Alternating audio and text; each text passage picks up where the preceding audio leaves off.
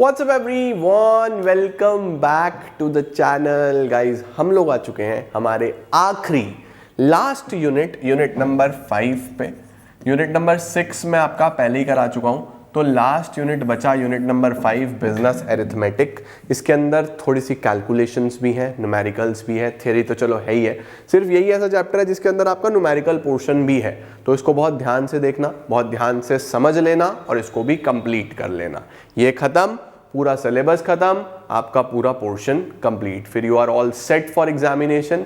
आई hope आपने सारे chapters बहुत अच्छे से करे होंगे और तैयारी हो गई होगी। स्टिल कोई प्रॉब्लम आ रही है तो just let me know in comment section, मैं कल आप लोगों को वो भी पूरा करा दूंगा। ठीक है, चलिए जल्दी से लेट्स बिगिन।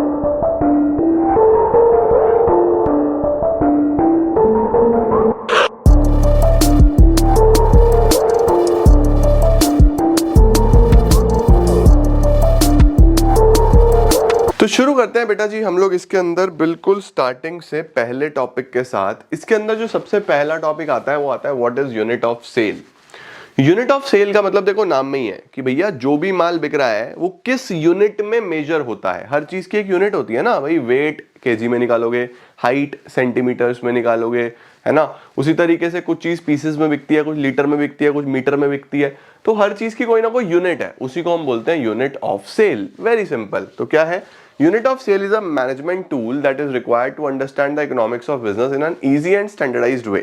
ठीक है, ज्यादा टेंशन नहीं है। For example unit of sale for apples will be KG of course. अब देखो प्रॉब्लम कहां आती है। प्रॉब्लम आती है कि अगर एक ऐसा बिजनेस है जिसके पास मल्टीपल चीजें हैं जिनकी अलग अलग यूनिट्स हैं। सपोज कोई डिपार्टमेंटल स्टोर है, अब उस डिपार्टमेंटल स्टोर में फर्नीचर भी है, अब वो तो पीसेस में बिकेगा। उस डिपार्टमेंटल स्टोर में फॉर एग्जांपल मैट्स भी हैं, मैट्स तो मीटर के हिसाब से बिकेंगे। उस डिपार्टमेंटल स्टोर में कोई लिक्विड आइटम भी है जो कि आपका लीटर्स के हिसाब से बिकेगा। सर फिर क्या होगी यूनिट ऑफ सेल? तो फिर हम बेसिकली बच्चों बोल देंगे यूनिट ऑफ सेल फिर होगा नंबर ऑफ कस्टमर्स। बस। तो देखो क्या लिखा हुआ है, if a business dealing in multiple products, for example big बाजार, where a customer buys 2 kg of rice, 5 liter of oil, 2 t-shirts, then in such an instance the unit of sale will be the number of customers। तब हम unit of cell मानेंगे number of customers को। ठीक है, next आता है बच्चों unit price. Sir what is unit price? Unit price is basically आप कितने रुपए में माल बेच रहे हो पर यूनिट। ठीक है, इसको आप बोल सकते हो सेलिंग प्राइस पर यूनिट। ठीक है, फॉर एग्जाम्पल मैंने 50 रुपए के 10 किलो आलू बेचे हैं, लेट्स सपोज 50 रुपए के 10 किलो आलू, तो पर केजी कितने के हो गए सर? 5 रुपए के। तो वो उसका क्या है? यूनिट प्राइस है। It is the price at which 1 unit of sale is sold. 100 litres of milk अगर 5000 रुपए का है तो यूनिट प्राइस 50 आ जाएगा। 5000 डिवाइडेड बाय 100, ये डिवाइड आएगा।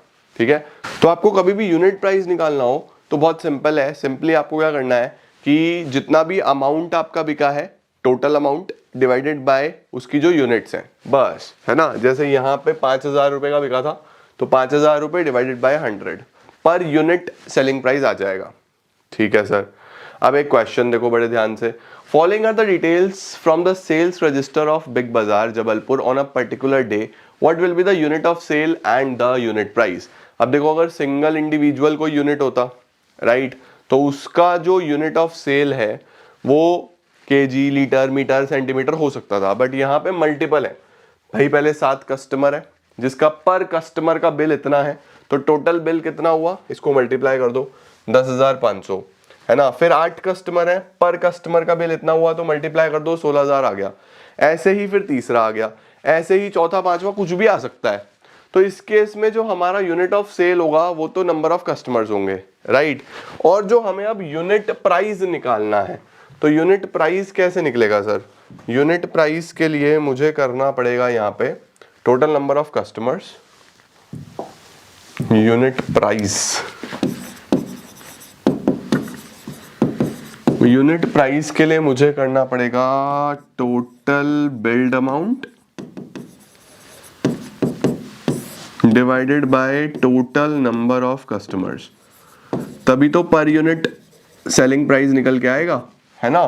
तो टोटल बिल्ड अमाउंट देखो कितना है, इसका सम कर दूंगा 26,400 प्लस 16,000 प्लस 10,500 कितना आ जाएगा? 26,400 प्लस 16,000 प्लस 10,500, 52900, ये तो टोटल बिल बना, 52900 का टोटल बिल बन गया, divided by total number of customers, 12 और 8 20 और 7 27, divided by 27, 52,900 divided by 27, this will be 1959.25, 1959.25, ये आपका लगभग पर यूनिट प्राइस आ गया। ठीक हो गया, परफेक्ट है कि आप जो एक यूनिट बेच रहे हो वो लगभग 1960 की है आपके पास। ठीक है जी, तो ये होता है हमारे पास पर यूनिट सेलिंग कॉस्ट। चलो भाई, नेक्स्ट आता है यूनिट कॉस्ट। नाम में ही है यूनिट कॉस्ट। कॉस्ट का मतलब क्या कि आपको एक यूनिट बनाने में खर्चा कितना आया। ठीक है, तो अब यूनिट कॉस्ट की जब हम बात करते हैं तो खर्चे में बच्चों हम लोग वेरिएबल कॉस्ट लेते हैं। नॉर्मली दो प्रकार की कॉस्ट होती हैं, वेरिएबल और फिक्स्ड। फिक्स्ड होती हैं जो बिल्कुल फिक्स्ड रहने वाली हैं, जैसे आप रेंट ले लो, है ना, आप एम्प्लॉय की सैलरी ले लो, भाई अगर आपके 10 एम्प्लॉयज हैं तो उनकी फिक्स सैलरीज आपको देनी है, राइट। लेकिन रॉ मटेरियल कम ज्यादा डिपेंड करेगा, फ्यूल कम ज्यादा डिपेंड करेगा, बिजली का बिल कितना आएगा कम ज्यादा डिपेंड करेगा। तो ये जो चेंज होती है ना आउटपुट के साथ, इनको वेरिएबल बोलते हैं। तो यूनिट कॉस्ट में हम मेनली वेरिएबल वाली चीजें लेते हैं। This can be defined as the cost incurred by a company to produce, store and sell one unit of sale of a particular product or service, but it should be remembered that unit refers to the variable cost, raw material, packing material, sales commission, freight, ऐसी चीजें। ठीक है जी। अच्छा, अब इसका example देखो। Example में क्या लिखा हुआ है, if during a day Big Bazaar sales various products to 100 customers, 100 customers को अलग अलग चीजें बेचता है। ठीक है सर, 100 कस्टमर है, the total billed amount is 2,10,000। अब कितने का बिकता है, 2,10,000 रुपए का बिल बना। अब ये सेलिंग प्राइस है ना। तो अगर आपको यूनिट ऑफ सेल निकालना हो, राइट, तो उस केस में हम नंबर ऑफ कस्टमर्स बोल देंगे, सही है। और पर यूनिट सेल निकालना हो आपको, पर यूनिट सेलिंग प्राइस अगर आपको निकालना हो तो 2,10,000 डिवाइड बाय 100, तो पर यूनिट सेलिंग प्राइस कितना आ जाएगा आपका यहाँ पे 2,100 रुपए। हमें क्या निकालना है, अब देखो कॉस्ट ऑफ गुड सोल्ड कितना है 170, कॉस्ट कितना है 1,70,000 रुपए। तो यूनिट कॉस्ट कितना होगा, पर यूनिट कॉस्ट कितना होगा 1,700 रुपए, 170 डिवाइड बाय 100। ठीक है, अब एक इस तरीके का क्वेश्चन है जो हमारे पास एग्जाम में आ जाता है, इसको बड़े ध्यान से देखेंगे क्या क्या डिटेल हमें दी हुई है, फिर मैं आपको इसको सॉल्व कराता हूं। देखो भाई, a stationery store sold in one day the following items. एक स्टेशनरी स्टोर ये चीजें बेचता है, प्रोडक्ट दिए हुए हैं, ये प्रोडक्ट है, इनका प्राइस पर यूनिट है इतना इतना, क्वांटिटी ये लोग बेच रहे हैं। ठीक है, अब इसके नीचे एक छोटी सी चीज मिसिंग है, मैं वो यहाँ पे लिख के फिर वापस आपके पास आता हूँ। अब ये जो डेटा दिया है बेटा, देखो मैंने लिख लिया क्वेश्चन, आपको ऐसा डेटा दिया हुआ होगा पहले। ओके, इस डेटा में है क्या, स्टेशनरी स्टोर ने इतना इतना सामान बेचा है, भाई कॉपी बेची है, पेन बेचा है, इरेजर बेची है, स्केल बेचा है, चार्ट्स बेचे हैं, स्केच पेन बेचे हैं। ओके, और प्राइस पर यूनिट इतना है, क्वांटिटी जो बेची है वो इतनी इतनी है, जो माल बेचा है क्वांटिटी इतनी इतनी है। तो प्राइस भी दिया हुआ है, क्वांटिटी भी दिया हुआ है। अब सवाल आपसे क्या पूछ रहा था, सवाल आपसे पूछ रहा है ये दो। ठीक है, देखो सबसे पहला क्वेश्चन है, shopkeeper found that there were 50 customers. लो जी, 50 कस्टमर है। अगर 50 कस्टमर है तो यूनिट ऑफ सेल तो क्लियर हो गया, है ना। 50 कस्टमर्स हैं, क्योंकि मल्टीपल प्रोडक्ट होते हैं तो यही हमारे पास यूनिट ऑफ सेल होता है। ठीक है, ये तो क्लियर हो गया।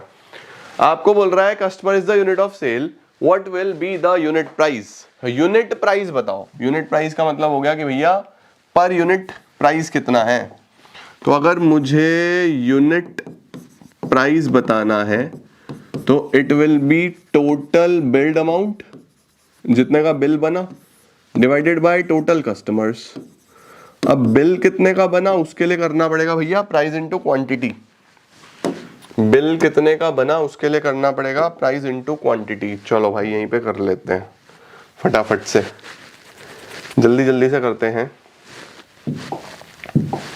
अगर हम करते चलें इसको मल्टीप्लाई और फिर मैं कर दूं टोटल, तो टोटल बिल्ड अमाउंट आ जाएगा भाई हमारे पास। चलो 40 इंटू 35, 1400 रुपये तो इसका आ गया। 40 into 40 1600, 5 into 5 25, 15 into 10 150, 10 into 5 50, 25 into 3 75, यही होगा जी, ठीक है ना। चलो जी, ये तो समझ में आ गया हमें।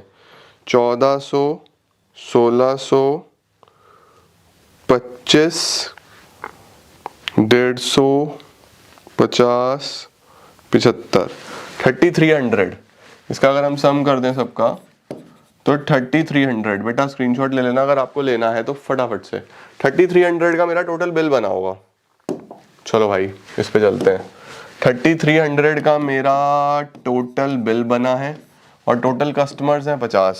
तो 3300 divide by 50, 66 rupees per unit का मेरे पास यूनिट प्राइस आ गया।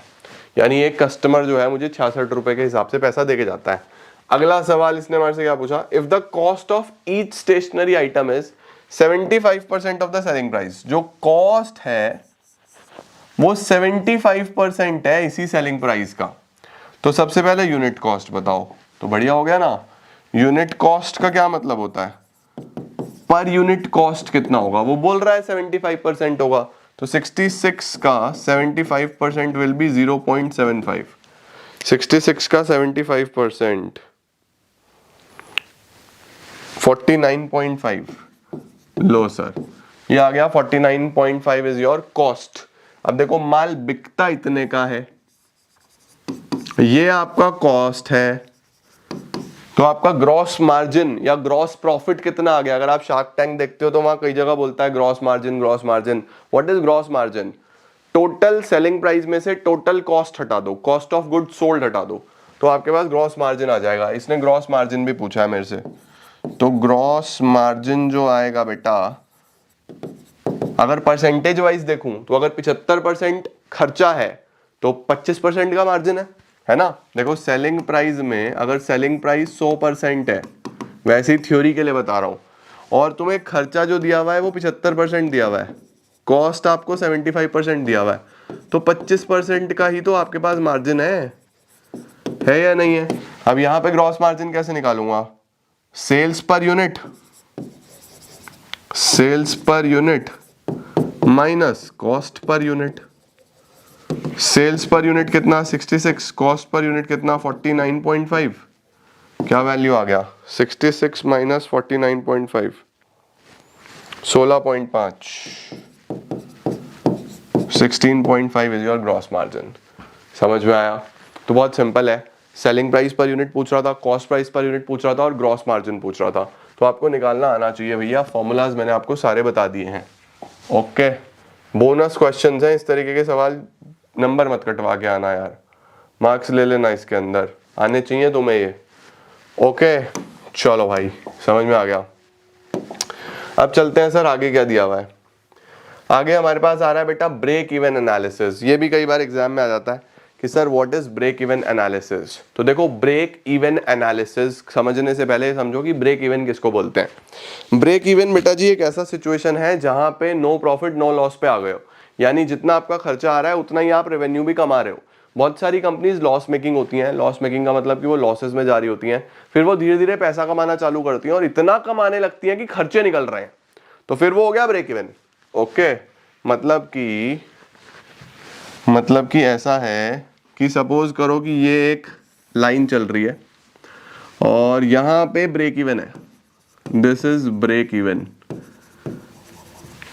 ठीक है। 10 रुपए, 20 रुपए, 30 रुपए, 40 इज द ब्रेक इवन, 50, 60, 70।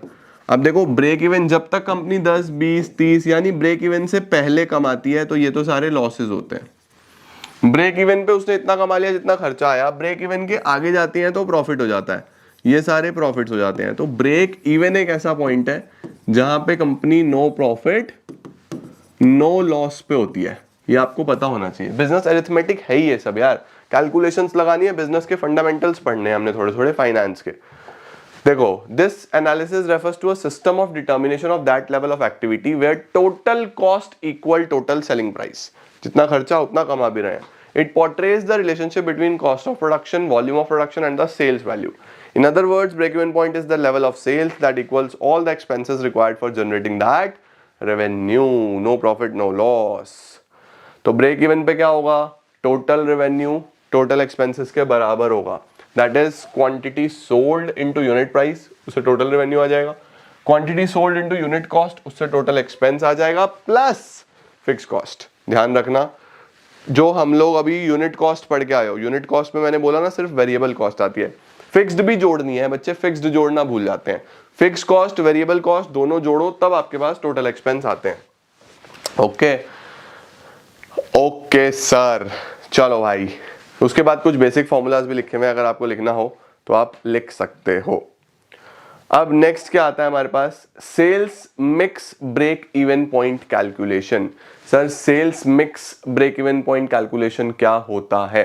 देखो सेल्स मिक्स तब होता है जब एक से ज्यादा यूनिट आप सेल कर रहे हो। अगर आप एक ही यूनिट सेल कर रहे हो ना, तो उसमें तो ब्रेक इवन निकालना बहुत आसान है कि उसी यूनिट का सेलिंग प्राइस कितना है, उसी यूनिट का कॉस्ट प्राइस कितना है, प्लस उसके अंदर आप फिक्स कॉस्ट जोड़ दो, तो जब भी टोटल रेवेन्यू बराबर टोटल कॉस्ट आएगा तो ब्रेक इवन मिल जाएगा। ब्रेक इवन ढूंढना कहां पे मुश्किल है, जहां पे दो या दो से ज्यादा यूनिट्स बिक रहे हो, तो उसको हम क्या बोलते हैं, सेल्स मिक्स ब्रेक इवन। तो sales mix break even is a proportion in which 2 or more products are sold. This problem is overcome by calculating weighted average contribution margin per unit. अब आपको क्या सीखना है, weighted average contribution margin per unit और contribution margin ratio, फिर उससे आप basically numerical कर पाओगे। ओके, अब सर इसको कैसे करते हैं, उसके लिए मैं आपको ये क्वेश्चन कराता हूं जो अपने आप में एक बहुत ही इंपॉर्टेंट क्वेश्चन है। अब इसको समझना चालू करते हैं। अब ये बेटा बहुत ही इंपॉर्टेंट क्वेश्चन है, बड़े ध्यान से समझ लेना और साथ साथ स्टेप्स सीख लेना कि कैसे आपको काम करना है। ठीक है, देखो आपको दिया हुआ है following information is related to sales mix of a product A, B and C. 3 product कोई स्टोर बेचता है, ठीक है। अब उस स्टोर का आपको ब्रेक इवन पॉइंट निकालना है और वो ब्रेक इवन पॉइंट दोनों ही टर्म्स में निकालना है कि कितने यूनिट्स बेचे कि वो ब्रेक इवन पे आ जाए और कितना पैसा कमाए कि वो ब्रेक इवन पे आ जाए, मतलब कि कम से कम इतना तो कमाई ले कि उसके खर्चे निकल जाए। सही है, तो देखो क्या क्या दिया हुआ है, प्रोडक्ट ए, बी और सी का सेल्स प्राइस पर यूनिट दिया हुआ है कि इतने इतने रुपए के तो ये बिकते हैं भाई। ओके, वेरिएबल कॉस्ट दिया हुआ है कि इतना इतना इनका वेरिएबल कॉस्ट आता है।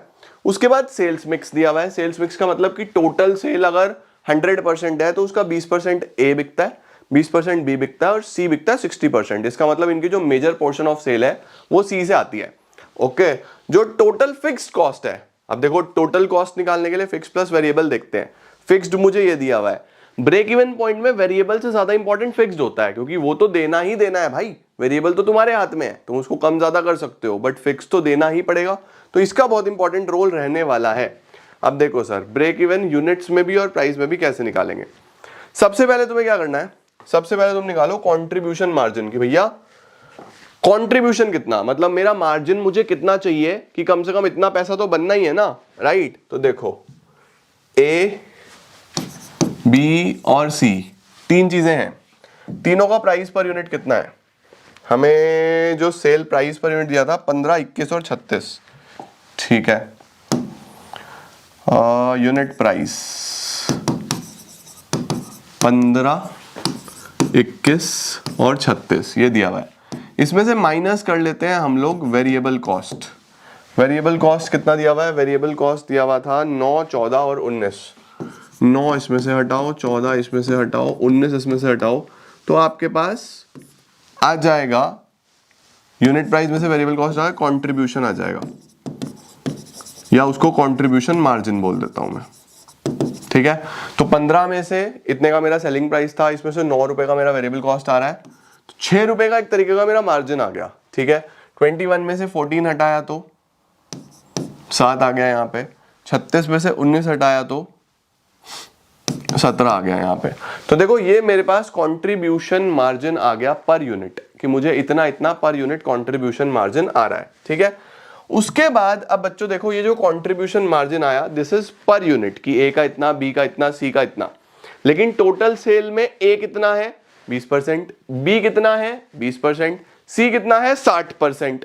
तो मुझे एक ओवरऑल वेटेड मार्जिन भी तो चाहिए ना, क्योंकि मुझे ब्रेक इवन ए, बी, सी का अलग अलग तो निकालना नहीं है, मुझे तो ब्रेक इवन कंबाइंड निकालना है। तो मैं क्या करूंगा यहाँ पे, मैं कैलकुलेट करूंगा weighted average contribution margin per unit, ठीक है। अब देखो उसके लिए क्या करना है आपको, ए का कंट्रीब्यूशन मार्जिन कितना है 6 रुपए, राइट, और वो कितना परसेंट है टोटल सेल का 20%, तो 6 का 20% कितना आएगा 1.20, ठीक है। ऐसे ही बी का कंट्रीब्यूशन मार्जिन 7 रुपए, ये भी 20% था, तो ये कितना आ जाएगा 1.40। और सी का कितना था 60%, 17 का 60%, तो 17 का 60% अगर मैं करूं तो वो कितना आ जाता है, 17 का 60% आ गया 10.20। सही है। अब देखो ए बी सी का अलग अलग आ गया, ब्रेक इवन के लिए हमें चाहिए टोटल, तो टोटल के लिए आप इसका कर दो सम, तो ये आ जाएगा 10 11 12 12.4262 12.80 रुपए का आपका वेटेड एवरेज कंट्रीब्यूशन मार्जिन आ गया। अब देखो तुम्हें एवरेज मिल गया, अब तुम्हारे लिए ए मैटर नहीं करता, बी मैटर नहीं करता, सी मैटर नहीं करता, हमने एक बेसिक ओवरऑल कंट्रीब्यूशन मार्जिन निकाल लिया। ठीक है, अब आगे चलते हैं। अब देखो अब तुम्हें क्या चाहिए, तुम्हें चाहिए total units of sale mix. भाई ब्रेक इवन पे पहुंचने के लिए कितने यूनिट बेचने पड़ेंगे, हमें क्या निकालना है, यूनिट्स। सही है, तो तुम कैसे निकालोगे भैया, टोटल फिक्स कॉस्ट कितना था 40,000 रुपए, 40,000 रुपीज एक आपका टोटल फिक्स कॉस्ट था, डिवाइडेड बाय तुम्हारा मार्जिन, मार्जिन कितना था 12.80। तो 40,000 को अगर तुम 12.80 से कर दो ना, 40,000 डिवाइडेड बाय 12.80, तो 3125 यूनिट्स आ गई बच्चों, जो आपको कम से कम बेचनी ही पड़ेंगी टू अचीव ब्रेक इवन। समझे? तो ये जो आया ना बेसिकली आपके पास, यही आपका ब्रेक इवन आ गया इन यूनिट्स, 3125 आपकी यूनिट्स आ गई। राइट, अब मुझे ये बताओ 3125 तो टोटल यूनिट्स हो गई, अब मुझे निकालना है अमाउंट में भी, तो ए बी और सी तीनों अलग अलग है। टोटल सेल अगर 3125 यूनिट्स की है तो ए इसका 20% होगा, बी इसका 20% होगा और सी इसका 60% होगा। तो हम क्या करेंगे, हम बोलेंगे भैया 3125 में से ए कितना, बी कितना और सी कितना, ये है 20%, ये है 20%, ये है 60%। तो 3125 का 20% कितना, 3125 का 20% है 625, 625 इसकी, 625 इसकी, और 3125 का 60% 1875 इसकी। लो जी, ये इंडिविजुअल यूनिट्स निकल आई। अब अगर आपको ब्रेक इवन अमाउंट में निकालना है तो बहुत सिंपल है, प्राइस पर यूनिट से मल्टीप्लाई कर दो। यूनिट्स आपने निकाल दी, यूनिट्स कितने कितनी आई थी, ए की आई थी 625 यूनिट्स, बी की आई थी 625 यूनिट्स और सी की आई थी 1875 यूनिट। इसको मल्टीप्लाई कर दो इनके प्राइस पर यूनिट से। प्राइस पर यूनिट कितना था 15, कितना था प्राइस पर यूनिट था 15, 21 और 36। 15 रुपए का ए था, 21 का ये था, 36 का ये था। तो देखो ब्रेक इवन अब आपका अमाउंट में निकल जाएगा, 625 इंटू 15 9375, तो ये आ गया, और 625 इंटू 21 13125 ये आ गया, 1875 इंटू 36 67,500 ये आ गया।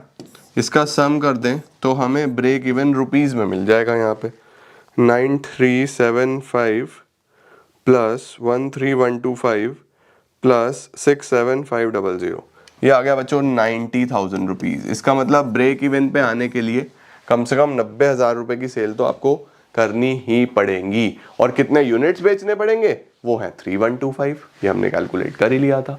समझे? तो देखो क्या क्या करा मैंने, सबसे पहले मैंने मार्जिन निकाला, ठीक है, कंट्रीब्यूशन मार्जिन, यूनिट्स में से वेरिएबल कॉस्ट हटाया, कंट्रीब्यूशन मार्जिन आ गया।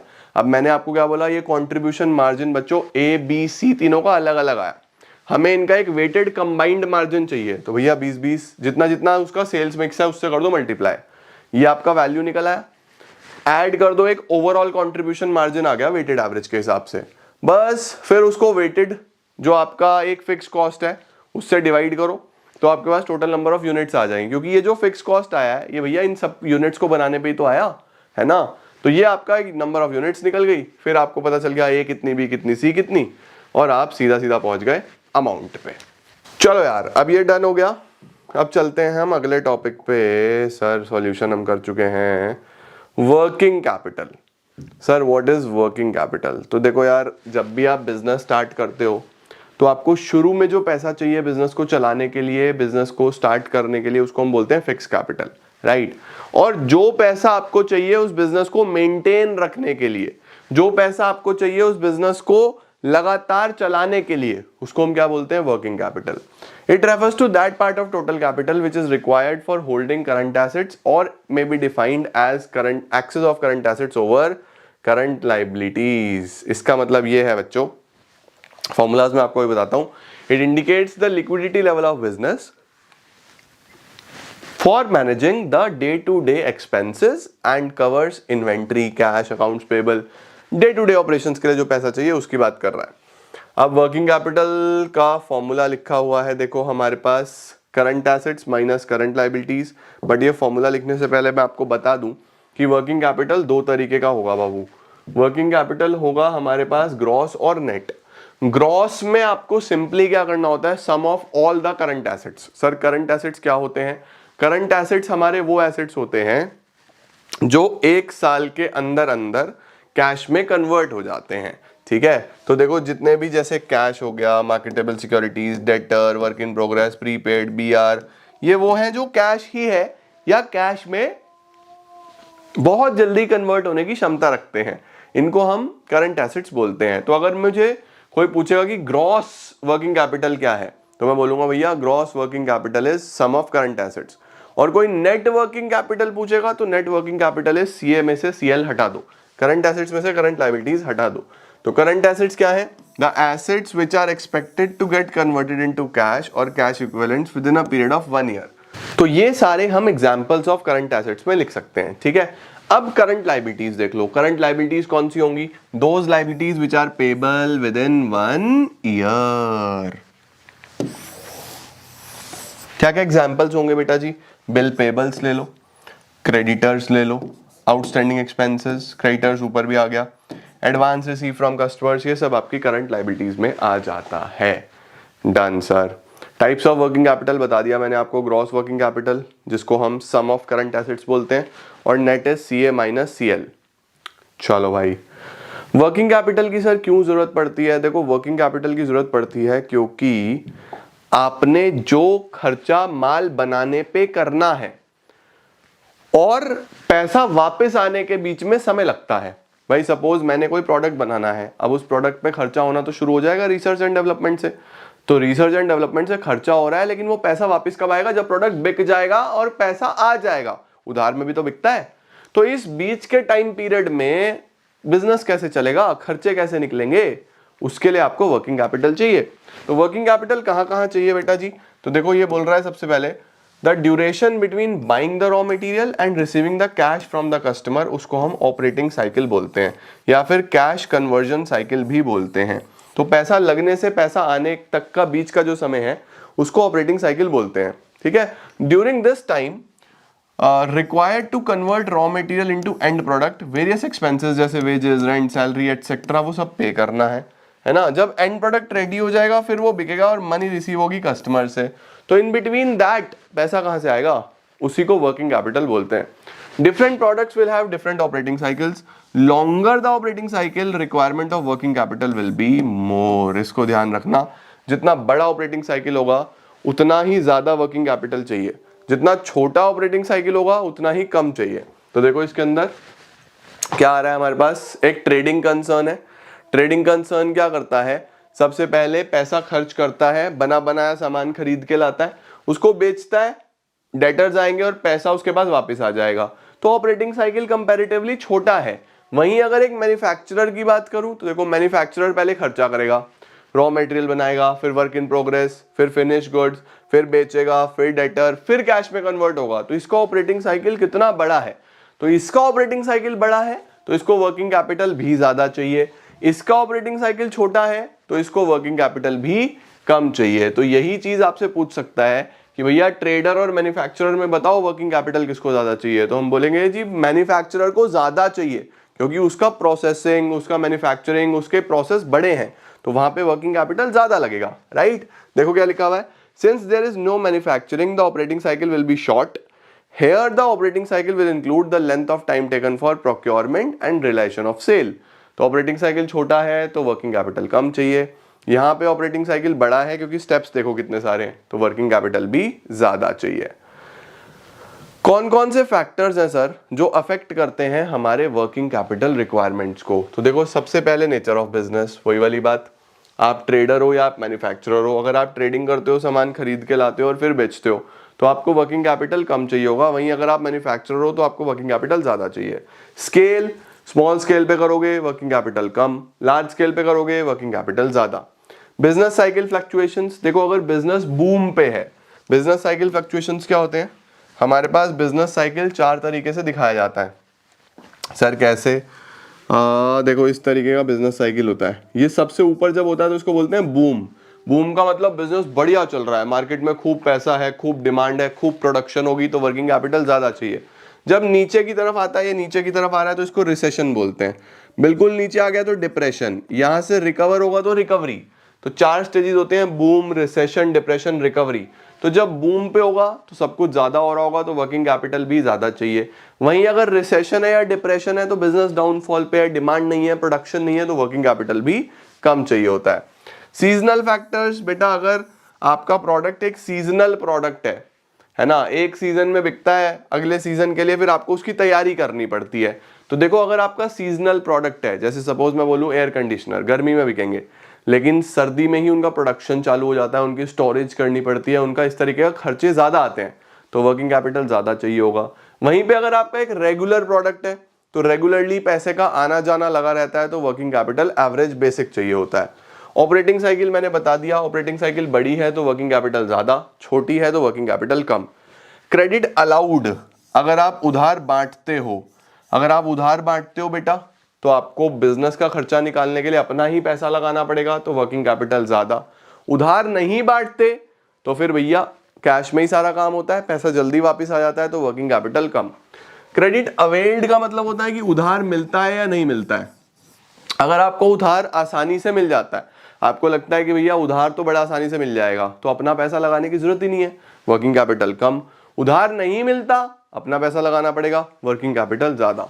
ऑपरेटिंग एफिशिएंसी, अगर आप अपने ऑपरेशंस में बहुत एफिशिएंट हो, कोई वेस्टेज नहीं करता आपका स्टाफ, किसी प्रकार का कोई डुप्लीकेशन नहीं है, एफिशिएंसी है, तो फिर वर्किंग कैपिटल चाहिए होगा वहां पे कम।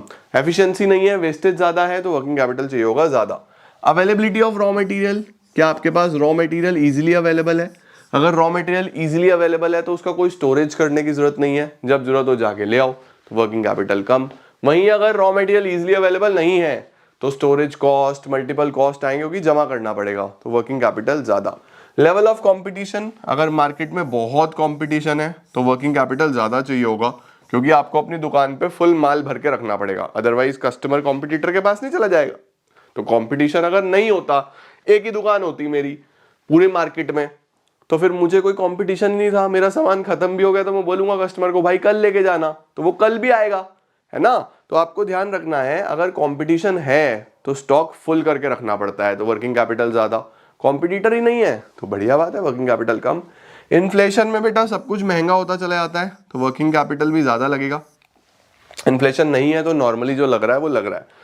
ग्रोथ प्रोस्पेक्ट्स, अगर आप ग्रोथ देख रहे हो, हर चीज बढ़ाना चाहते हो, expansion, diversification, number of branches, number of product सब बढ़ रहा है, वर्किंग कैपिटल ज्यादा। कोई ग्रोथ नहीं है तो वर्किंग कैपिटल कम। तो ये सारे पॉइंट्स आ जाते हैं जो अफेक्ट करते हैं हमारे वर्किंग कैपिटल को।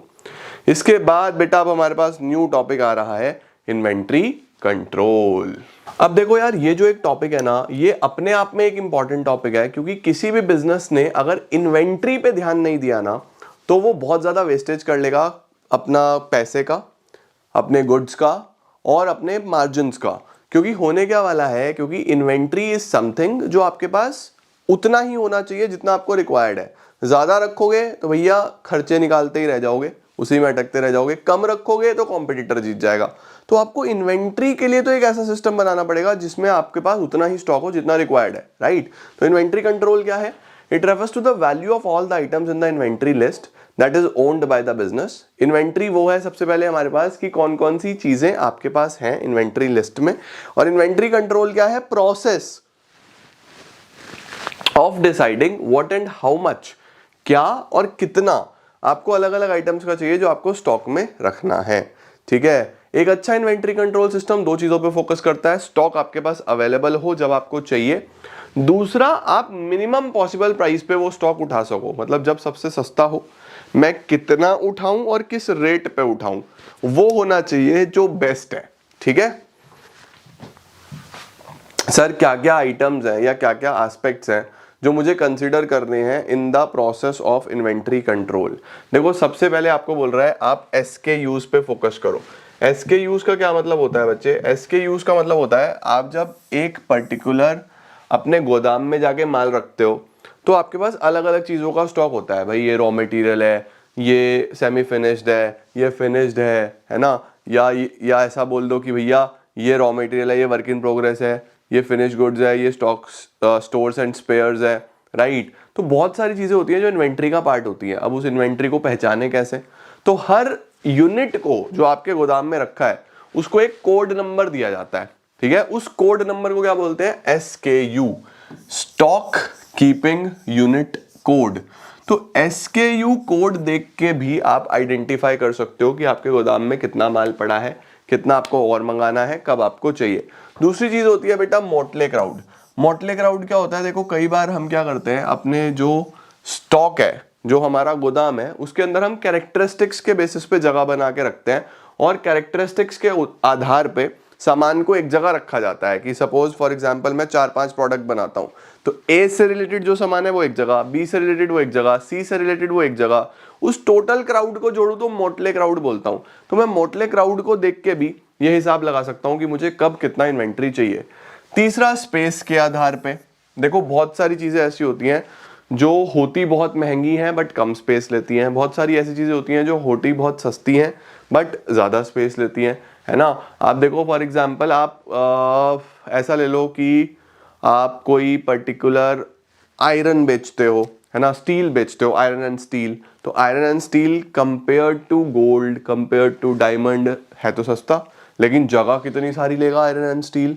वहीं पे अगर मैं बात करूं गोल्ड, सिल्वर, डायमंड्स छोटे छोटे हैं लेकिन वैल्यू देखो कितनी ज्यादा है। तो आपको ये देखना है कि भैया स्पेस किस चीज में कितनी लग रही है, उसके हिसाब से आपको अपना इन्वेंट्री मैनेज करना है। उसके बाद आप वैल्यू देख सकते हो कौन सी चीज कितने की है। लीड टाइम देख सकते हो। लीड टाइम का मतलब होता है कि अगर मैं आज ऑर्डर दूंगा तो वो ऑर्डर कितने टाइम में आएगा, उसको हम लीड टाइम बोलते हैं। कि मैंने आज अमेजोन पे ऑर्डर करा, वो 8 दिन बाद आ रहा है, तो लीड टाइम 8 डेज का हो गया। Okay, standard versus made to order. क्या आप जो प्रोडक्ट मंगाते हो, जिस चीज का स्टॉक करते हो, क्या वो स्टैंडर्ड है यानी बना बना एकदम मिल जाता है, या फिर मेड टू ऑर्डर है, जब आप ऑर्डर दोगे तब वो बनेगा आपके लिए। तो भैया अगर आप ऑर्डर दोगे बनेगा तो वो ज्यादा समय लेगा, और स्टैंडर्ड है तो जल्दी आ जाएगा। तो आपको ये भी ध्यान रखना है, उस हिसाब से इन्वेंटरी कंट्रोल करना है। Seasonality of supply, seasonal product तो नहीं है। देखो अगर रेगुलर प्रोडक्ट है तो फिर आसानी से मिलता है, सीजनल है तो फिर ध्यान रखना पड़ता है। फिर उसके बाद डिमांड किसी प्रोडक्ट की यूनिफॉर्म होती है, किसी की अनप्रिडिक्टेबल होती है। तो यूनिफॉर्म है अगर तो बेसिकली आसानी से मिल जाएगा, अनप्रिडिक्टेबल है तो पता नहीं मिलेगा या नहीं मिलेगा, ये चीज ध्यान रख सकते हो। शेल्फ लाइफ, कोई सामान कितने दिन तक ठीक रहता है। भैया कोई पेरिशेबल प्रोडक्ट है, जल्दी से खराब होने वाला, तो उसका ज्यादा इन्वेंट्री तो नहीं कर पाओगे ना, गड़बड़ हो जाएगी। सेफ्टी एस्पेक्ट्स, आपको ये भी ध्यान रखना है कि कोई सामान ऐसा तो नहीं है कि जल्दी से आग पकड़ने वाला, है ना, जो आपको नुकसान पहुंचा सकता है, तो इस चीज का भी ध्यान रखना होता है। ऑब्सोलेसेंस, टेक्नोलॉजी अगर जल्दी से खराब हो जाएगी तो उसका आप ज्यादा माल नहीं स्टोर कर सकते, राइट। अगर कोई ऐसी चीज है जो लंबे समय तक सेम रहने वाली है तो आप जितना मर्जी स्टोर कर लो अपने पास। तो मल्टीपल फैक्टर्स हैं, आप कोई भी 5 से 6 फैक्टर्स इनमें याद रख सकते हो। ओके, इसके बाद आता है बच्चों कब इन्वेंट्री ऑर्डर किया जाए, व्हेन टू ऑर्डर इन्वेंट्री। तो इसके लिए एक टर्म आती है sir, what is minimum stock level. Minimum stock level का क्या मतलब होता है? मिनिमम स्टॉक लेवल का मतलब होता है बच्चों इतना क्वांटिटी तो आपके पास हमेशा होना ही चाहिए। जब आप इतने क्वांटिटी पे पहुंच जाओ तो आप डायरेक्टली नया ऑर्डर कर दो, क्योंकि उतने पे आप पहुंच गए हो, है ना। तो देखो क्या लिखा हुआ है, a minimum stock level is a minimum quantity of a particular item that must be kept at all the times. The main objective of fixing the minimum stock level is to ensure that required quantity of each item is available at all the times. तो जब आप ये देख रहे हो कि भैया मेरे पास कितना स्टॉक होना ही चाहिए, इतना तो चाहिए ही चाहिए।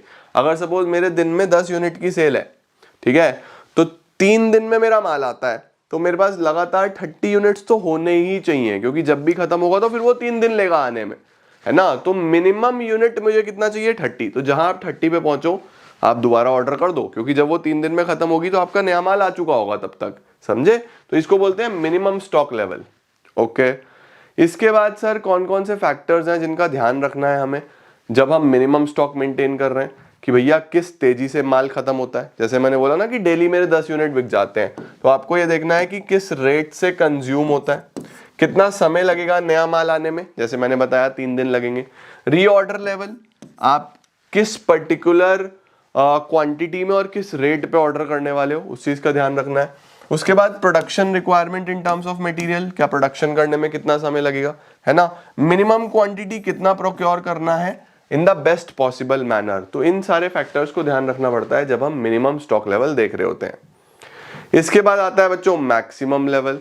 मैक्सिमम लेवल का क्या मतलब होता है, मैक्सिमम लेवल का मतलब होता है कि भैया इससे ज्यादा स्टॉक नहीं रखना, इससे ज्यादा रखोगे तो वो बिकेगा नहीं, उसको हम बोल देंगे ओवर स्टॉकेज हो रहा है। मतलब आपने ओवर स्टॉक भर लिया इतने की तुम्हें रिक्वायरमेंट नहीं थी। कई बार ऐसा होता है जब सामान उधार में मिल रहा होता है ना, तो हम ज्यादा ले लेते हैं और बिकता है नहीं, इतना पड़ा पड़ा खराब हो जाता है, तो वो बेकार है। तो इसीलिए आपको अपना मैक्सिमम लेवल भी पता होना चाहिए।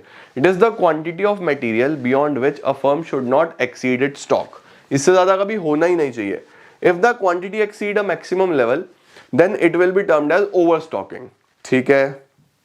उसके बाद क्या आता है बच्चों, मैक्सिमम लेवल किन फैक्टर्स पे डिपेंड करेगा। देखो बहुत सारे फैक्टर्स हैं, फिर से मैं बोलूंगा 5 फैक्टर्स आपके लिए सफिशिएंट रहने वाले हैं। देखो अवेलेबिलिटी ऑफ कैपिटल, क्या आपके पास पैसा अवेलेबल है या नहीं है। मैंने बोला ना अगर आपको आसानी से सामान मिल रहा है उधार पे तो आप ज्यादा ले लेते हो। Maximum requirement of material at any point of time, आपको कितना रिक्वायर्ड होगा मैक्सिमम, उससे ज्यादा मत लो। उसके बाद आपके पास स्पेस है या नहीं है, स्पेस होगा तभी भर पाओगे, स्पेस नहीं होगा तो भर भी नहीं पाओगे। उसके बाद रेट ऑफ कंजम्पशन, कितनी तेजी से आपका माल बिक रहा है। कॉस्ट ऑफ मेंटेनेंस, आपको माल स्टोर करने में मेंटेन करने में कितना खर्चा आ रहा है। अगर खर्चा कम आता है तो इंसान कई बार ज्यादा भी भर लेता है, ज्यादा खर्चा आता है तो उतना ही लेता है जितना रिक्वायर्ड होता है। उसके बाद possibility of fluctuations in prices, अगर आपको लग रहा है कि बहुत ज्यादा फ्लक्चुएशन हो सकते हैं तो आप ऑफ कोर्स ज्यादा माल नहीं भरोगे। अगर आपको लग रहा है कि नहीं कांस्टेंट रहने वाला है तो फिर इंसान उस टाइम पे ज्यादा भर भी सकता है। नेचर ऑफ मटेरियल, कैसा मटेरियल है, खराब होने वाला है तो ज्यादा स्टॉक नहीं भरोगे, ऐसा है जो चल जाएगा तो शायद आप भर भी लो। Availability of material, easily available है या नहीं है, इस पे भी डिपेंड करता है। रेस्ट्रिक्शंस इम्पोज्ड बाय गवर्नमेंट, कुछ चीजें ऐसी हैं जो गवर्नमेंट ही बोलती है कि भैया ये आप स्टॉक नहीं कर सकते, इस चीज से ब्लैक मार्केटिंग हो जाएगी, इस चीज से करप्शन हो जाएगा, तो वो आप नहीं कर सकते। Possibility of changes in fashion, fashion अगर बहुत जल्दी चेंज होने वाला होता है तो फिर उस चीज को भी हम स्टोर नहीं करते हैं। नेक्स्ट क्या आ रहा है sir, danger level and reorder level. इसका क्या मतलब है सर, डेंजर लेवल का मतलब होता है कि भैया अगर इस पर्टिकुलर पॉइंट से नीचे स्टॉक चला गया तो तुम्हारा कॉम्पिटिटर तुम्हारे से जीत जाएगा, क्योंकि तुम्हारा सामान आ नहीं पाएगा और ऐसे सिचुएशन में कस्टमर कहीं और चला जाएगा वो सामान लेने, है ना। तो डेंजर लेवल क्या है, it is the level below which stock should not fall in any case, किसी भी केस में स्टॉक इससे नीचे नहीं जाना चाहिए। If the danger level approaches, तो इमीडिएट स्टेप लेने हैं ताकि आप उस स्टॉक को वापस से भर पाओ। ओके, और रीऑर्डर लेवल क्या होता है, नाम में ही है रीऑर्डर लेवल। भैया एक ऐसे पॉइंट पे आ गया है जब मुझे अब रीऑर्डर कर देना चाहिए। In management accounting reorder level is the inventory level eight which company should place a new order. भाई न्यू ऑर्डर दे दो, नहीं तो फिर आएगा नहीं टाइम पे, right. Reorder level depends on companies work order, lead time and it's demand. Depend करता है कंपनी का वर्क ऑर्डर कितना है, लीड टाइम कितने समय में आ जाता है और डिमांड कितनी है, ठीक है जी। इसके बाद आता है बच्चों हमारे पास पेरेटोस प्रिंसिपल। पेरेटोस प्रिंसिपल बहुत इजी है, 80-20 रूल भी इसको हम बोलते हैं, ठीक है, या 20-80 रूल भी बोलते हैं इसको। इसके ऊपर एक किताब भी है पूरी 80-20, वो भी अगर आप पढ़ना चाहो तो पढ़ सकते हो, तुम्हारे जीवन में बहुत काम आएगी। इसका क्या मतलब होता है, देखो इसका मतलब ये है कि आप जितना भी एफर्ट लगाते हो 20% ऑफ द एफर्ट आपको 80% ऑफ द मार्क्स लाके देता है। सर इसका क्या मतलब हुआ, देखो आप कोई भी कंपनी देख लो, कोई भी ब्रांड देख लो, उसके 20% ऑफ द प्रोडक्ट्स 80% सेल्स में होते होंगे, जो बाकी 20% सेल है ना वो 80% प्रोडक्ट होती होगी। इसका मतलब ये है कि सपोज मैं आपको बोलता हूं कि एक कंपनी 10 प्रोडक्ट बनाती है, ABCDEFGHIJ, 10 प्रोडक्ट बनाती है। तो कंपनी की जो मेजर सेल है ना वो 20% ऑफ द प्रोडक्ट्स की होती है। ये प्रोडक्ट सबसे ज्यादा बिकते होंगे, सबसे ज्यादा बिकते होंगे। और ये जो प्रोडक्ट है इतने सारे, इनकी सेल सिर्फ 20% होती होगी। इसका मतलब कंपनी अगर 10,000 रुपए की सेल कर रही है, अगर कंपनी 10,000 रुपए की टोटल सेल कर रही है तो 80,000 रुपए की सेल ए और बी की होती है, और इन सब की सेल होती है मात्र 20,000 रुपए की। समझ रहे हो? इसका मतलब आपका जो आउटपुट मैक्सिमम आता है ना वो 20% इनपुट से आता है। समझे? समझ रहे हो? देखो क्या लिखा हुआ है।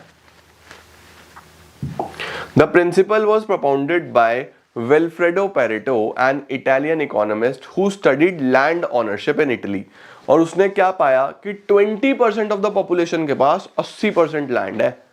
वहां पे उसने देखा कि यार पॉपुलेशन मात्र 20% है जिनके पास 80% ऑफ द लैंड है। जैसे हम लोग बोलते हैं ना कि इस इंडिया कंट्री में 20% लोग ऐसे हैं जो 80% के बराबर का पैसा रखते हैं, है ना, और 80% ऐसे हैं जिनके पास बिल्कुल भी पैसा नहीं है। तो ये हिसाब किताब बना रहा है। आगे क्या लिखा हुआ है? For this reason Pareto principle is often referred to as 80-20 rule. Pareto principle basically states that a relatively handful of things will generate the bulk of the result. समझे कि बहुत छोटी सी चीजें जो आपके मैक्सिमम रिजल्ट्स लेके आती हैं, राइट। अब देखो यहां पे नेक्स्ट टॉपिक जो आता है वो आता है ABC एनालिसिस। ABC एनालिसिस जो बनाया है ऑलवेज बेटर कंट्रोल, ये पेरेटो प्रिंसिपल पे ही बना है। पेरेटो प्रिंसिपल पे कैसे बना है? देखो इसके अंदर हमने ना इन्वेंट्री को 3 पार्ट्स में डिवाइड करा। देखो लिखा हुआ है always better control analysis can help in better inventory control. बढ़िया तरीके से आप कंट्रोल कर पाओगे, पेरेटो प्रिंसिपल पे बेस्ड है। अब देखो इसने क्या बोला, आपके पास जितना भी स्टॉक है उसको 3 पार्ट्स में बांट दो, एक ए इन्वेंट्री, एक बी इन्वेंट्री, एक सी इन्वेंट्री।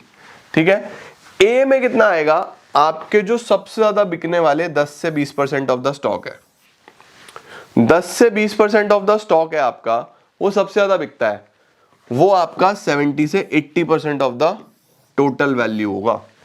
मतलब आपके पास गोदाम में जितना भी टोटल वैल्यू है ना उसमें 70 से 80% वैल्यू सिर्फ इन 10 से 20% चीजों की होगी। फिर बी में क्या आएगा? जो आपकी अगली 15 से 25% ऑफ द आइटम्स हैं, ठीक है, और वो आपकी क्वांटिटी में सिर्फ 10 से 20% ही होंगी वैल्यू की टर्म्स में, है ना भाई। तुम्हारी जो शुरू की 20% आइटम्स है ना, शुरू की 20% आइटम्स वो 80% टोटल वैल्यू रखती होंगी।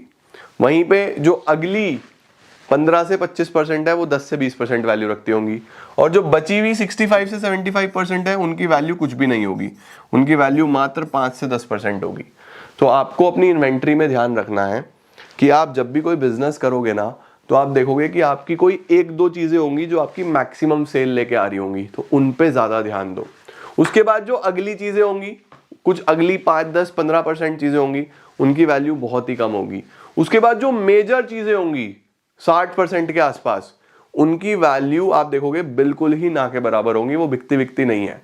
समझ रहे हो? तो स्टॉक मेंटेन करने के लिए ए, बी और सी 3 चीजें, 3 वैल्यूज बनानी है, जिसमें ए में वो 20% चीजें आएंगी जो मैक्सिमम वैल्यू रखती होंगी, ओके। बी में वो 15 से 25% चीजें आएंगी जो 10 से 20% वैल्यू रखती होंगी, और सी में वो 65 से 75% ऑफ द आइटम्स आ जाएंगी जो आपकी बहुत ही ना के बराबर वैल्यू रखती होंगी। सही है, इसको बोलते हैं ABC एनालिसिस। नेक्स्ट आता है sir economic order quantity. What is economic order quantity? देखो नाम में ही है, एक ऐसी ऑर्डर क्वांटिटी जो आपके लिए सबसे इकोनॉमिक हो। मैं वो क्वांटिटी ऑर्डर करूं जो मुझे सबसे सस्ता पड़ रहा हो, ठीक है। It is the quantity which is most economical to order. It is the quantity for which order should be placed when the stock reaches reorder level. Very important. ये वो क्वांटिटी है जो आप तब ऑर्डर करते हो जब आपका स्टॉक कहां पहुंच जाए? रीऑर्डर लेवल पे, कि भैया आप ऑर्डर करो। तो उस टाइम पे कितनी क्वांटिटी ऑर्डर करूं कि सबसे इकोनॉमिकल पड़े, वो है। Assuming that the future demand is known, ये एज्यूम कर रहा हूं कि डिमांड मुझे पता है कितनी होगी, one needs to determine when to place an order and how much to order. सही हो गया, ठीक हो गया बेटा जी। इसके बाद क्या आता है हमारे पास, ये तो हो गया इकोनॉमिक ऑर्डर क्वांटिटी। नेक्स्ट आता है ईओक्यू डिटरमाइन कैसे होता है। देखो ईओक्यू डिटरमाइन होता है दो चीजों को देख के कि भैया ऑर्डरिंग कॉस्ट कितनी है और कैरिंग कॉस्ट कितनी है। ऑर्डरिंग कॉस्ट होती है कि जब मैं कोई भी चीज ऑर्डर करूंगा तो उसके ऑर्डर करने पे कितना खर्चा आएगा। कैरिंग कॉस्ट आता है उसको मेंटेन करने में। तो देखो ऑर्डर करने पे क्या होता है, cost of placing order, cost of transportation, cost of receiving the goods, cost of inspecting the goods, ये सब ऑर्डरिंग कॉस्ट होती है। कैरिंग कॉस्ट मैंने आपको बताया उसको मेंटेन करने में। The term carrying cost refers to cost incurred in maintaining a given level of inventory. Storage पे खर्चा, मटेरियल हैंडल करने पे खर्चा, इंश्योरेंस पे खर्चा, जो खराब होगा समय के साथ ऑब्सोलेसेंस होगा उसका खर्चा, स्टाफ का खर्चा, ये सब बच्चों कैरिंग कॉस्ट पे आता है। तो एक इकोनॉमिक ऑर्डर क्वांटिटी आप कैसे कैलकुलेट करते हो, इन दोनों कॉस्ट को कंसिडर करते हुए कि भैया कहाँ पे सबसे कम आ रही है ना। चलो भाई, इसके बाद आता है बच्चों ईओक्यू के assumptions. Sir what is EOQ, economic order quantity, है ना। इकोनॉमिक ऑर्डर क्वांटिटी में हम कुछ बेसिक चीजें याद रखेंगे कि हमें पता है कि कितनी हमारी एनुअल यूजेज है, कांस्टेंट रेट ऑफ यूजेज है, ऊपर नीचे नहीं हो रहा बार बार। उसके बाद कांस्टेंट ऑर्डरिंग कॉस्ट है, कांस्टेंट कैरिंग कॉस्ट है, और लीड टाइम मैं मान के चल रहा हूं 0। ठीक है। अच्छा, अब फॉर्मूला ध्यान रखना, अंडर रूट ऑफ 2PD/C।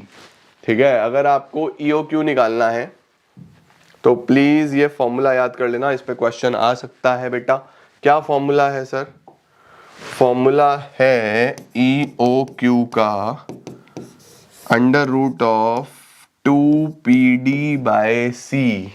ठीक है sir, what is this 2PD/C? C is बच्चों कैरिंग कॉस्ट, C आपका है कैरिंग कॉस्ट, D है डिमांड, एनुअल डिमांड कितनी आ रही है, और P है आपका cost of placing order, cost of placing order. तो प्लेसिंग ऑर्डर कॉस्ट कितनी, डिमांड कितनी, कैरिंग कॉस्ट, इसका अंडर रूट निकाल दो तो सीधा सीधा हो जाता है। ठीक है, under root of 2PD/C EOQ आ जाएगा। देखो ऐसा क्वेश्चन आ जाता है, क्या कैलकुलेट करो, कैलकुलेट ईओक्यू। तो अगर मुझे ईओक्यू निकालना है तो सीधा सीधा फॉर्मूला याद रखना, EOQ is under root of 2PD/C, right. अब देखो क्या क्या दिया हुआ है, annual quantity of jeans sold by a shop is 1200 at the rate of 100 per piece, cost of placing an order and receiving goods is 500, inventory holding cost is 30 rupees per annum, what is the economic order quantity. EOQ निकालना है। चलो जल्दी से video pause करो और मुझे calculate करके दिखाओ। तो देखो यार, अब वैल्यू बढ़ना चालू करते हैं। ठीक है, कैरिंग कॉस्ट कितना है भैया? सर कैरिंग कॉस्ट आ जाएगा आपका, इन्वेंट्री होल्डिंग कॉस्ट आ गया जी 30 रुपए। ठीक है, 2 × P × D, राइट। अब देखो आपका P × D, ठीक है। प्लेसिंग ऑर्डर कितना है, ऑर्डर प्लेसिंग कॉस्ट कितना है? सर ऑर्डर प्लेसिंग कॉस्ट है 500 रुपए, तो 2 × P × D, D is demand, demand कितनी है आपकी? तो एनुअल क्वांटिटी जो आप बेचते हो 1200 वो डिमांड है आपकी, सही है। तो देखो यहाँ पे आएगा अंडर रूट 2 × 500 1000, 1000 और 1200, तो ये आ गया सर 12 लाख रुपए डिवाइड बाय 30, तो 0 से 0 खत्म, 3 4 40,000, 40,000 रुपए का आपके पास बेसिकली स्क्वायर रूट आ गया। तो 40,000 रुपए का स्क्वायर रूट करूंगा तो 200 ही बैठ जाएगा। तो आपका जो इकोनॉमिक ऑर्डर क्वांटिटी आएगा बेटा वो आ जाएगा 200 यूनिट्स। तो इस तरीके से बच्चे इकोनॉमिक ऑर्डर क्वांटिटी निकाला जाता है, याद रखना 2PD/C। ओके, पूछ सकता है तुम्हारे से। चलो भाई, अगला क्या है सर? रीऑर्डर क्वांटिटी या रीऑर्डर लेवल। तो देखो रीऑर्डर क्वांटिटी या रीऑर्डर लेवल क्या है? ये वो क्वांटिटी है जब आपको इस पर्टिकुलर लेवल पे आने के बाद अब दोबारा से रीऑर्डर कर देना है, माल मंगा लेना है। तो क्या लिखा हुआ है? Reorder level is that level of stock at which fresh order should be placed. ठीक है, और क्या लिखा हुआ है, it is computed with the help of the following formula. क्या फॉर्मूला है, average daily usages multiplied by average lead time. Okay, अब इसके ऊपर बेस बेटा जी ये क्वेश्चन देख लो, बड़े ध्यान से समझ लो, इसका प्रैक्टिकल अप्रोच तुम्हें सिखा देता हूं। रीऑर्डर लेवल का क्या मतलब है, मैंने तुम्हें भी बताया ना कि इतना जब माल बच जाए तो भैया रीऑर्डर कर देना। अब देखो रीऑर्डर क्वांटिटी कैसे निकलेगा, ये लिखा हुआ है एवरेज डेली यूजेज, डेली कितना आता है मल्टीप्लाइड बाय लीड टाइम, कितने समय में आपके पास माल आ जाएगा। ओके, अब देखो इसमें दिया हुआ है हमारे पास, the following information is taken from the cost records of Blue Chip Limited. Monthly consumption है एक्स का 100 से 120 यूनिट्स, ठीक है। तो इसका मतलब एक महीने में 100 से 120 यूनिट्स लगती हैं। तो भैया मैं मैक्सिमम वाला वैल्यू ले लेता हूं कि अगर 120 यूनिट महीने में लगती है तो दिन में कितनी लगती है, 120/30, इसका मतलब 4 यूनिट एवरेज डेली यूजेज, तो 4 यूनिट का आ गया कि भैया 4 यूनिट रोज लगती है। लीड टाइम का मतलब कितने दिन में माल आ जाएगा, 4 से 6 दिन लिखा हुआ है। तो अगर मैं मैक्सिमम वैल्यू पे जाऊं तो 6 डेज, राइट। तो इसका मतलब ये है जब आपके पास 6, 12, 18, 24 यूनिट्स बच जाएं तो भैया ऑर्डर कर देना। सीधी सी बात है। ऑफ कोर्स देखो दिमाग चलना चाहिए तुम्हारा कि भाई 24 यूनिट बच गई, रोज कितनी यूनिट बिक रही है, 4 यूनिट, तो 6 दिन चल जाएगी ना, 6 दिन में तुम्हारा माल भी आ जाएगा, फिर आगे चल जाएगा। तो यही तो है रीऑर्डर क्वांटिटी या रीऑर्डर लेवल। तो रीऑर्डर क्वांटिटी या रीऑर्डर लेवल यही होता है कि भैया कितनी यूनिट जब बचे तो दोबारा ऑर्डर कर दो। समझ गए, ठीक है सर, ये भी समझ गए जी। चलो भाई अब आगे चलते हैं। नेक्स्ट आ रहा है बाबू प्रॉफिटेबिलिटी रेशियोज।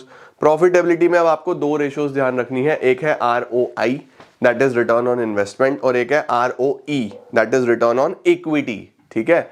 इस पे प्लीज ध्यान देना। देखो लिखा हुआ है profitable business means earning more than what spends, है ना। आप कितना खर्चा कर रहे हो उससे ज्यादा अगर आप कमा रहे हो तो आप प्रॉफिटेबल बिजनेस हो।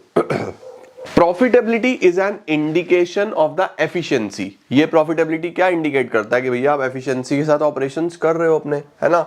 अब प्रॉफिटेबिलिटी रेशियोज आपको चेक करने में हेल्प करती है कि आप कितना ईयर बाय ईयर ग्रो कर रहे हो या नहीं कर रहे हो। तो 2 रेशियोज आपको पढ़ाई जा रही हैं। वैसे प्रॉफिटेबिलिटी रेशियोज अगर हम अकाउंट्स में देखें तो gross profit ratio, net profit ratio, operating profit ratio, operating ratio, उसके बाद ROI रिटर्न ऑन इन्वेस्टमेंट, इसी को हम रिटर्न ऑन कैपिटल एम्प्लॉयड भी बोलते हैं, वो यहाँ पे भी आपको पढ़ाई जा रही है ना। तो प्रॉफिटेबिलिटी रेशियोज अकाउंट्स में तो और भी बहुत सारी होती है, बट यहाँ पे बस 2 पढ़ाई जा रही है, ROE एंड ROI, ठीक है। अब देखो ROI क्या है, it is a measure of overall profitability of the business, ठीक है। क्या फॉर्मूला है इसका, तो इसका फॉर्मूला बेटा जी हमारे पास आ जाएगा, देखो ROI का यहां पे net profit upon total capital invested into 100, net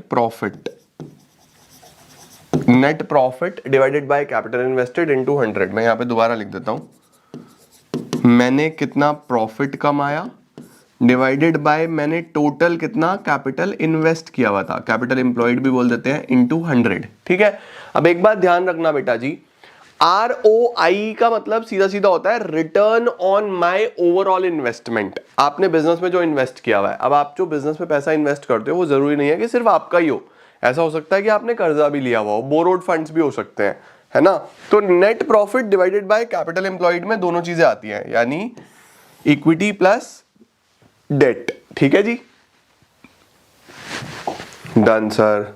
अब सर ROE क्या है, रिटर्न ऑन इक्विटी, पीछे क्या आया था, रिटर्न ऑन कैपिटल एम्प्लॉयड। अभी बोल रहा है आप अपने में बताओ, आपने जो पैसा लगाया उस पे कितना कमाया, तो आप सिंपली बोलो ना net profit divided by equity into 100।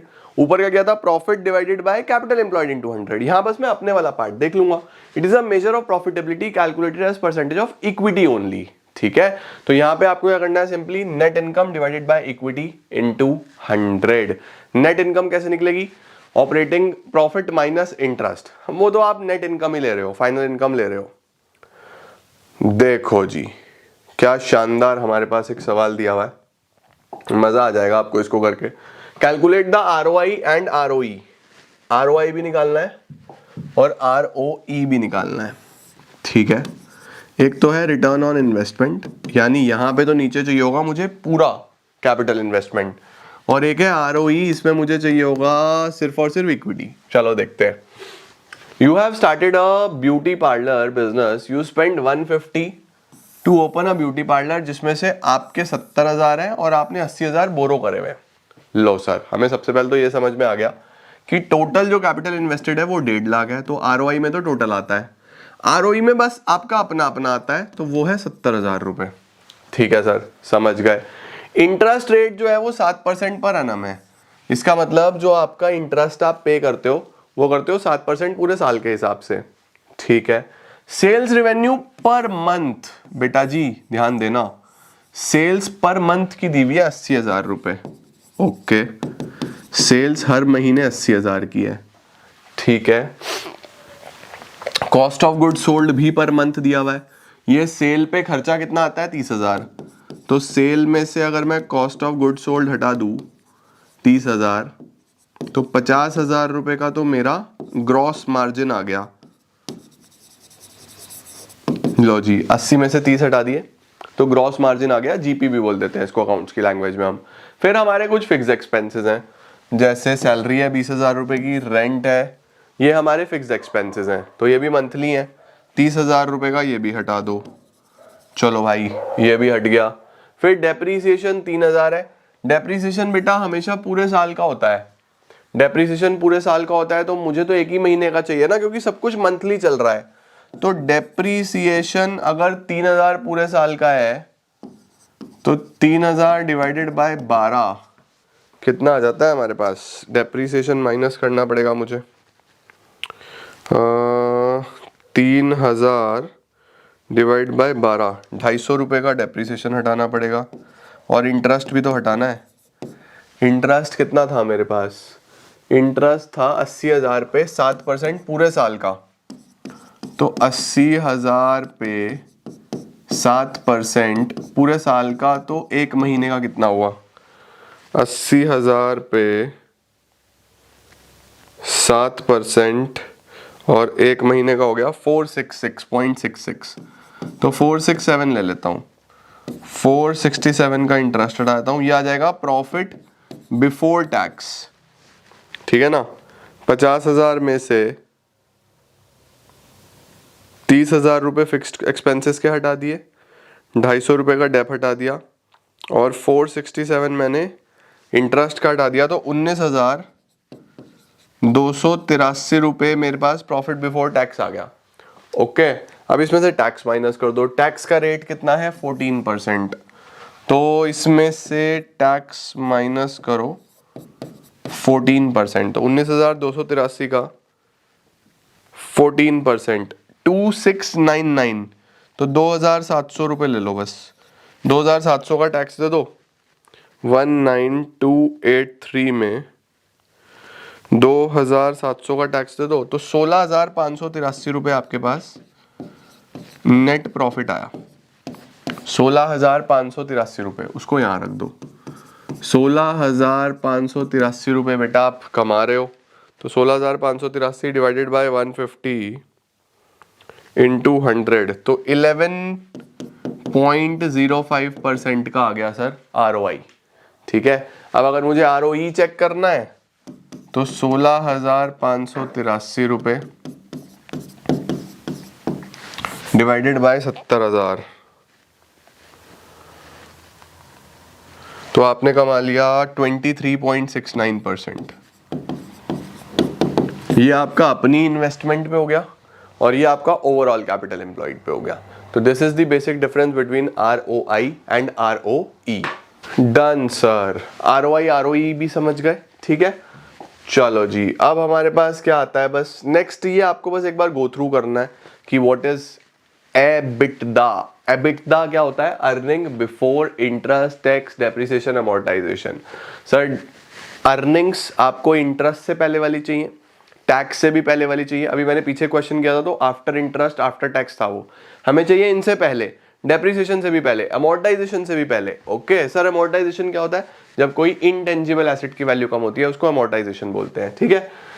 It's utility is normalising the extraneous factor to be able to measure and compare true effectiveness of one operations and the managerial decisions with another operations. It is one of the most widely used measure to evaluate business for acquisition. जब भी आप एक business खरीद रहे होते हो या acquire करना चाहते हो तो उस टाइम पे आप EBITDA चेक करते हो, ठीक है, इंटरेस्ट, टैक्स, डेप्रिसिएशन, अमोर्टाइजेशन से पहले, राइट? ओके, चलो भाई, बेसिक चीजें हो गई, ये आपको पता चल गया।